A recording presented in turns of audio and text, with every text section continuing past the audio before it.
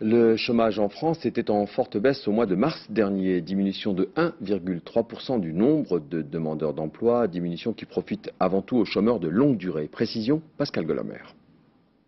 Après une hausse en février, le chômage repart donc à la baisse, moins 1,3%. C'est 37 900 chômeurs de moins dans les fichiers de la NPE, dont 14 000 chômeurs de longue durée.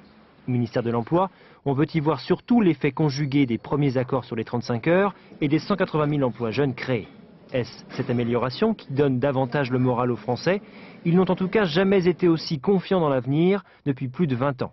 Et plutôt que d'épargner, avec des taux d'intérêt de moins en moins intéressants, ils préfèrent dépenser. Du coup, les chiffres de la consommation en France sont bons. Les achats de produits manufacturés se sont accrus de 3% au cours du premier trimestre. Une bonne chose évidemment pour les industriels qui guettent à présent une reprise de l'activité sur les marchés asiatiques notamment. Une reprise qui commence tout juste à se dessiner. Suffisamment en tout cas pour que selon la dernière étude de l'INSEE, le moral des chefs d'entreprise, tombé au plus bas en 98, remonte un tout petit peu, en même temps que les carnets de commandes se remplissent. Est-ce une embellie passagère? Le gouvernement, lui, table sur un printemps clément, la faiblesse de l'euro face au dollar, donnant pour l'instant un bon coup de pouce à nos exportations.